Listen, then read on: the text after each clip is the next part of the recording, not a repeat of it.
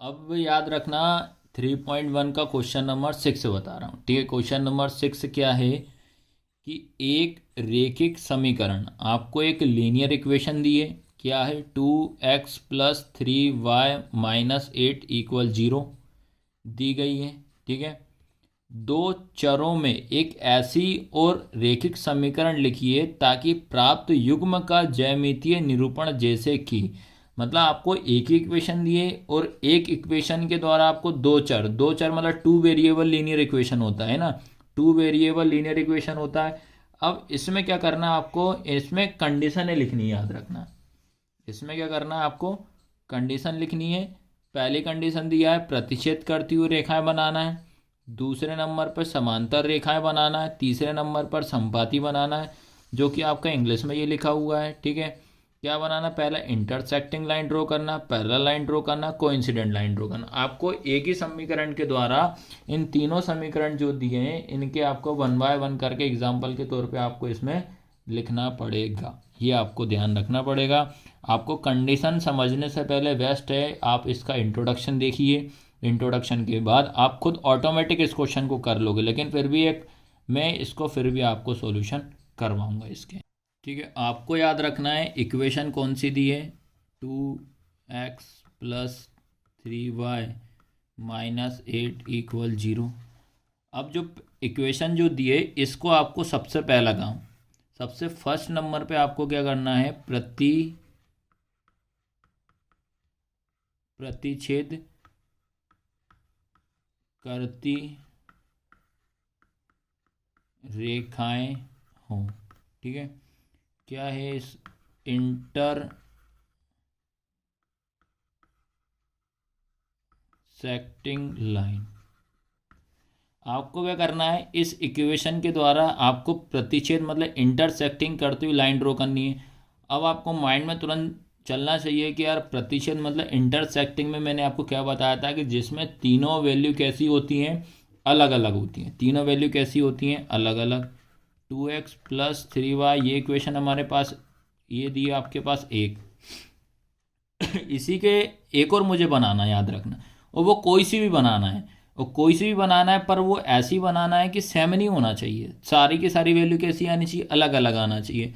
तो मैं अपने मन से कोई सी भी ले सकते हो आप। ये मैंने ले ली 5x, ठीक है, +2y - 9 = 0 हो गया। ठीक है, अब इसमें चेक कर ले तो ये क्या हो जाएगी आपको, देखो 2/5, फिर क्या हो जाएगा 3/2, फिर क्या होगा -8/-9। ये इससे ये कट जाएगा। अब मुझे बताओ कि क्या तीनों सेम हो रही हैं, क्या तीनों कैसी अलग अलग हैं।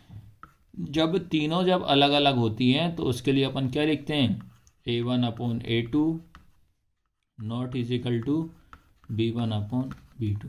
बस आपको इतना सही इसमें सॉल्व करना है अपने मन से। इसमें आपको कोई सी भी इक्वेशन लेनी है, पर एक इक्वेशन आपको गिवन है, तो इसका पहला वाला क्वेश्चन ये सॉल्व होगा, इसका फर्स्ट।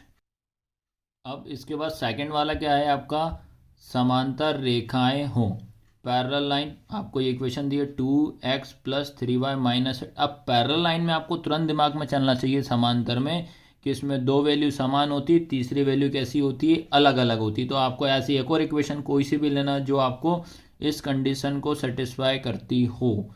तो अपन क्या ले लेते हैं, इसमें आपका ले लेते हैं 6x + 9y + 7 = 0। ये इक्वेशन ले लेते हैं। ठीक है, चलो अब इसको सॉल्व करते हैं। ये हो जाएगा 2/6, ये हो जाएगा 3/9, ये कितना -8/7। अगर किसी से कोई नंबर कट रहा है तो काटेंगे।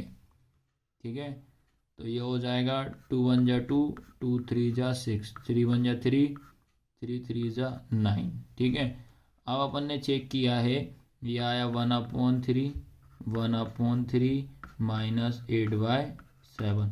दोनों सेम है, थर्ड वाली सेम नहीं है। तो आपको कोई सी भी नंबर आपको लेना है, पर कंडीशन को सेटिस्फाई करना चाहिए। याद रखना, दो वैल्यू सेम, थर्ड वाली सेम नहीं है, तो क्या कंडीशन आएगी, A1/A2 = B1/B2 not is equal to C1/C2। बस इसको इतना ही सॉल्व करना है। ठीक है। ठीक है। अब इसके बाद थर्ड वाली क्या है, को इंसिडेंट लाइन, मतलब संपाती रेखा। संपाती में क्या होती है, तीनों के तीनों कैसी होती है, बराबर होती है। इक्वेशन आपको एक दी है, इसी के अगेन में एक और इक्वेशन अपन को वैल्यू लेनी पड़ेगी। तो अपन क्या ले लेते हैं भैया, ये ले लिया मैंने 6x, प्लस का ले लिया 9y, माइनस का ले लिया 24 इक्वल 0। ये अपने मन से इक्वेशन बना लिए। अब इस इक्वेशन के द्वारा कंडीशन को सेटिस्फाई करवाते हैं।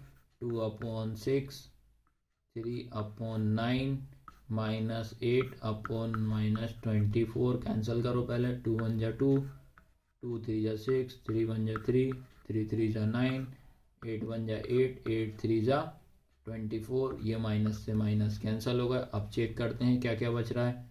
1/3, 1/3, 1/3, तीनों के तीनों वैल्यू कैसी हैं, इक्वल हैं। तो इसलिए कौन सी कंडीशन आएगी आपके पास, A1/A2, ठीक है, A1/A2 बराबर B1/B2 बराबर C1/C2, ठीक है। और यही आपका आंसर है। तो इस तरीके से इस क्वेश्चन को करना था, क्वेश्चन नंबर 6 को।